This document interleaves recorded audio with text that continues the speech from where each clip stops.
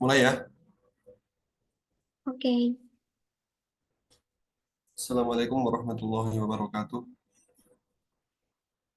Di sini kami dari kelompok 2 mata kuliah Manajemen Investasi akan mempresentasikan review jurnal kami yang berjudul Toward the Black Leaderman with Syariah Complement Asset Pricing Model, a case study on the Indonesian stock market darling. Dan satu lagi yaitu tentang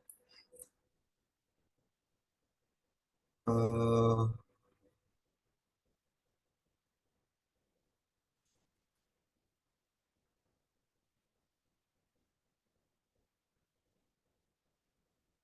pengaruh LTV NPL dan LDR. Langsung saja bisa dimulai dari yang pertama. next slide. Oke, yang pertama dari artikel pertama itu ada masalah penelitian.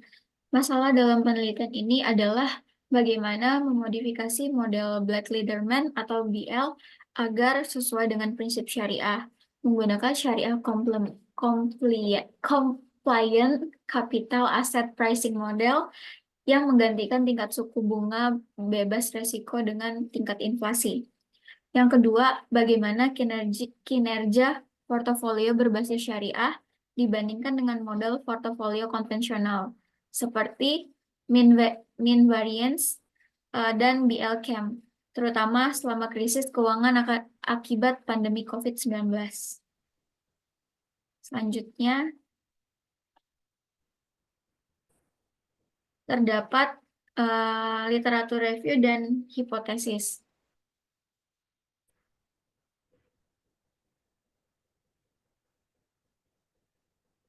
Selanjutnya terdapat literatur review dan hipotesis. Yang pertama ada model Markowitz mean variance digunakan untuk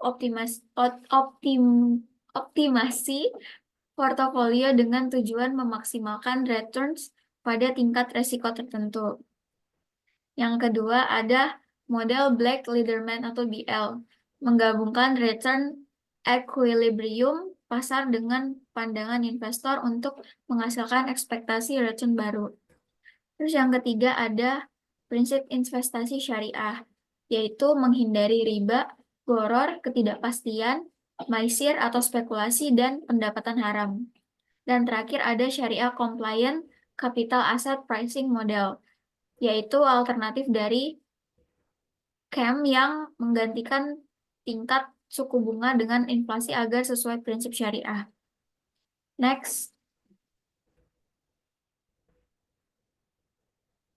Selanjutnya ada kerangka berpikir dan variabel penelitian.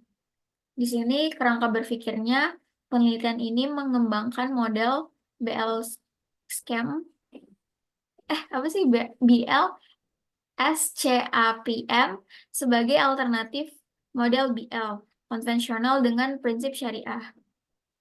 SCAPM digunakan sebagai titik awal untuk menghitung ekspektasi return, menggantikan tingkat suku bunga bebas resiko dengan inflasi. Model ini kemudian dibandingkan dengan MV dan BL CAPM untuk mengevaluasi kinerja portofolio. Selanjutnya itu ada variabel penelitian. Yang pertama, variabel independen, yaitu ekspektasi return saham berdasarkan SCAPM dan pandangan investor terhadap saham tertentu. Selanjutnya yang kedua ada variabel dependen, yaitu kinerja portofolio yang diukur melalui rasio SCAP atau SR. Terakhir yang ketiga ada variabel moderasi, yaitu tingkat inflasi dan return pasar saham Indonesia berdasarkan Jakarta Islamic Index. Selanjutnya akan dilanjutkan oleh partner saya. Next.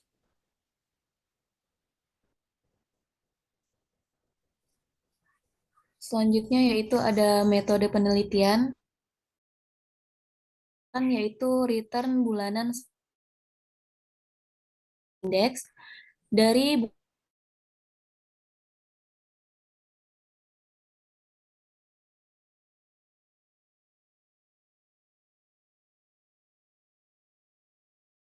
prosedur menghitung ekspektasi return menggunakan SCAPM, mengintegrasikan pandangan investor ke dalam model BL, dan melakukan optimasi portofolio dengan batasan non-negatif untuk bobot saham.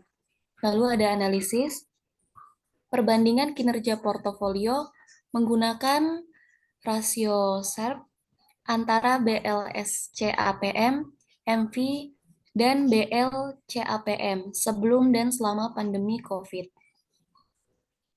Selanjutnya,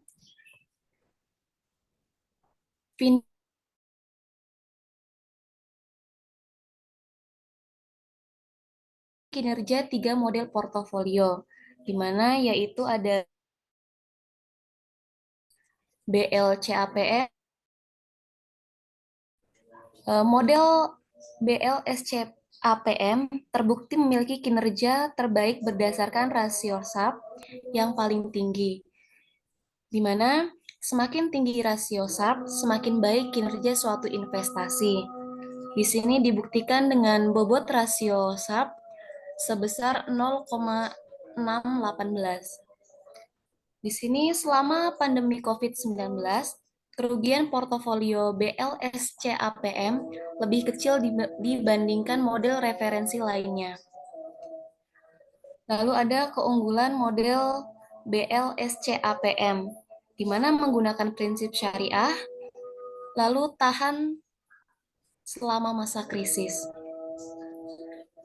Di sini juga ada rekomendasi. Yang pertama, investor muslim disarankan BLSCAPM sebagai strategi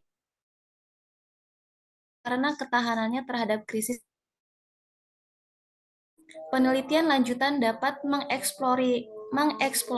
mengeksplorasi modifikasi lebih lanjut pada model SCAPM, misalnya dengan mempertimbangkan zakat atau suku dalam optimasi portofolio. Lalu yang terakhir, sosialisasi literasi keuangan syariah perlu ditingkatkan di Indonesia untuk menarik lebih banyak investor ke pasar saham syariah. Selanjutnya yaitu substansi dengan teori yang dipelajari. Di verifikasi portofolio, penelitian ini menggunakan model BL untuk mengatasi kelemahan model MV Markowitz seperti alokasi aset yang ekstrim.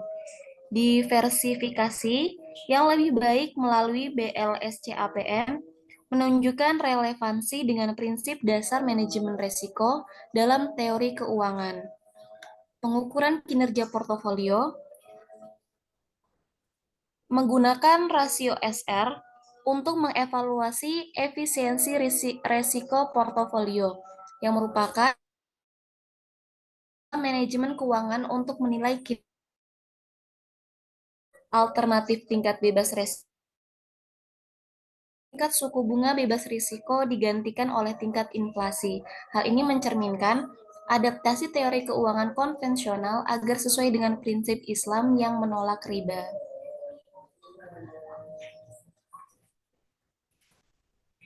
Baik, selanjutnya yaitu analisis pengaruh kebijakan loan to value deposit ratio dan suku bunga kredit terhadap supply kredit. Next, ada masalah penelitian. 1. Supply KPR selama tahun 2014 sampai 2018 meningkat secara nominal. Namun, pertumbuhan persentasenya 15,19%,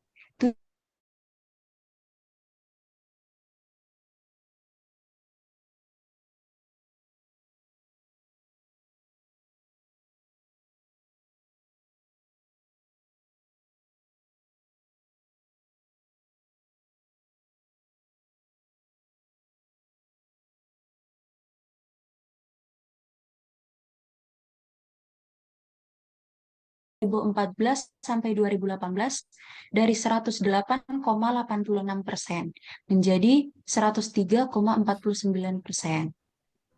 Yang keempat, LDR berfluktuasi selama 2014 sampai 2018 dari 108,86%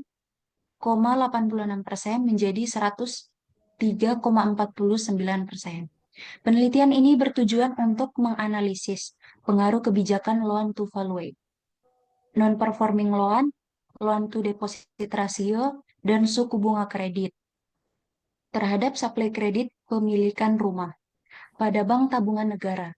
Permasalahan utama yang diidentifikasi adalah fluktuasi pertumbuhan suplai KPR, meskipun terjadi peningkatan nominal setiap tahun, serta pengaruh variabel-variabel seperti NPL, LDR, dan SBK yang tidak konsisten terhadap penawaran kredit. Selanjutnya, di sini ada literatur review. Yang pertama, agensi teori atau teori keagenan. Di sini menjelaskan hubungan antara pemilik prinsipal dan agen manajemen bank, serta konflik kepentingan yang dapat terjadi.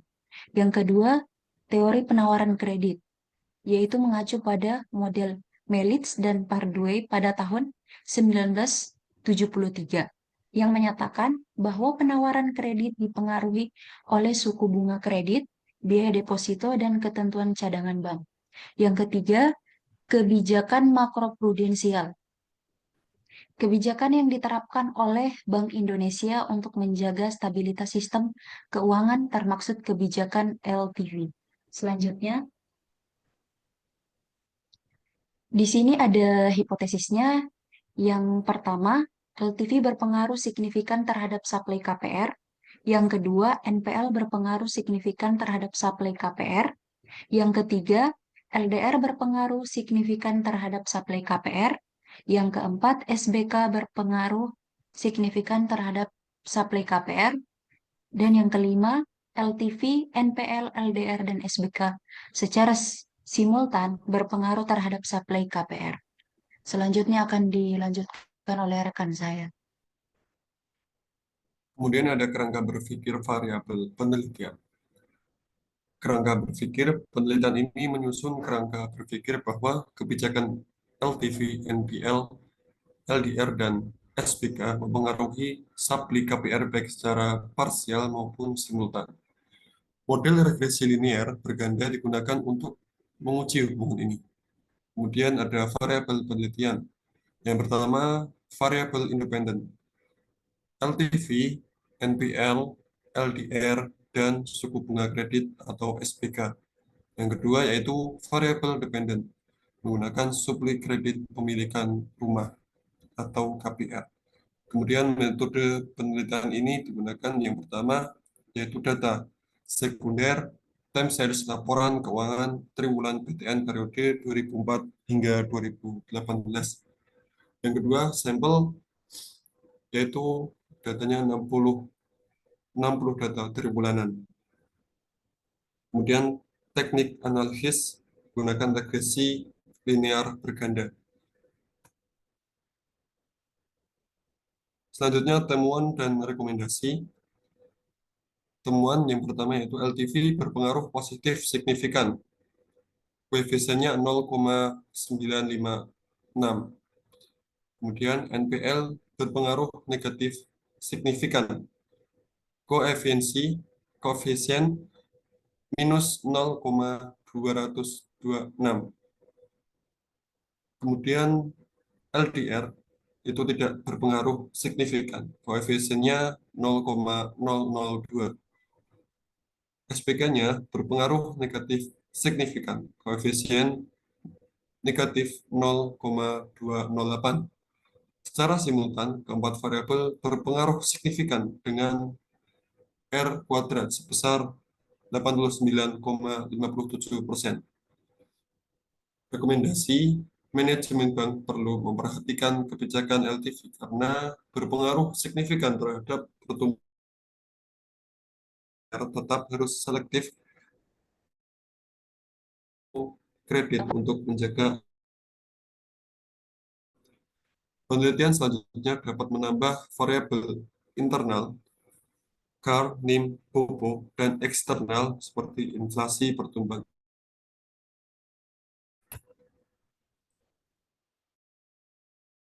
Dari yaitu terdapat kaitan antara